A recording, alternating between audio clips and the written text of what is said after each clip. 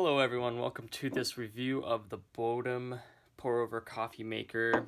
It's made out of borosilicate glass, so like normal pour over coffee maker material, so you're good there. But I just want to do a quick short review of me making some coffee with this and what my thoughts are on it. I've got my gooseneck kettle going, and I've got my scale. I've also got some YouTube videos I was watching. But yeah, I've got my scale here. I already measured out. It's obviously not going to work if I put it on now, but I've got I've got 15 grams of beans measured out and ground right here with the Hario.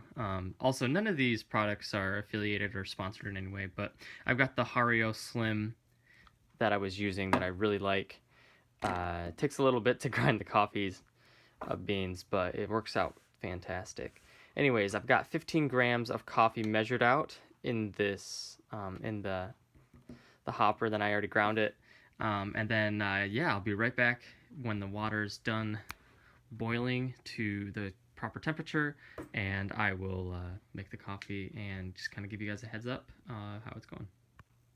Alrighty, so the water is pretty much ready. It's a little, or it was a little hotter than I had hoped for it to be. But basically, here's the deal. I've got a V60 paper. I want to get the full Chemex bigger pieces of paper soon. But I've got the V60. This is going to be difficult with one hand. But if you're using the Bodum coffee maker, obviously this thing, let me set this down for a sec. This thing comes with a mesh filter. If you want to use the mesh filter, go for it. It seems to work okay. Personally, I don't like as much of an acidic cup of coffee, which is generally associated with more coffee oils in your coffee, which this filter, and metal filters in general, seem to let out a lot more oils into your coffee because it's just not as fine as as paper filters. Anyways, so that's why I'm using these V60 paper filters, is to have a less acidic cup of coffee. Just a quick heads up with that. I'm gonna go pour this into the sink, and then I'll make my coffee real quick, and then I'll finish up the review. And for those of you that don't know, I rinsed water through there for two reasons. One, because you want to get rid of the paper taste as best you can when you're making coffee. I'm going to do a quick bloom on here. There's plenty of videos on the internet about why I'm doing all these things, but there's two specific things that I want to tell you with this coffee maker and why I did the water first. One, the normal reason, which is getting rid of the paper taste, and the second reason is your coffee filter will fall into the coffee maker if you don't wet it down. Because this isn't designed to have a paper filter in it, it just slips down in there really easily. Also, this is the wrong size. If I have a Chemex filter, it could be working totally fine, maybe. But I know for a fact that the V60 tends to want to fall in if you just start without a wet filter. The wet filter sticks to the sides of the glass a lot better, and so you don't have as big of a deal. Anyways, so that's been blooming for a sec, so I'm gonna finish making this, hopefully still while holding this camera. Anyways, so what do I think of this coffee maker? It's a pretty decent coffee maker for the price. I can't remember. I actually got this for my birthday.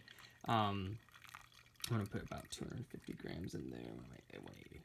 180. And I got this for my birthday, and it seems to work really well. But the main problem with this coffee maker is it's so well designed for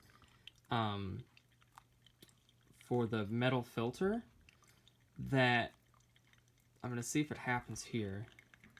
Okay, I went way over, but that's okay. Shouldn't mess it up too much. I'm gonna see if it's gonna happen. It's not right now, but what will happen? And I wish it was happening right now. But the water, it'll go down into the bottom of the coffee maker, but there's no way for the air to escape.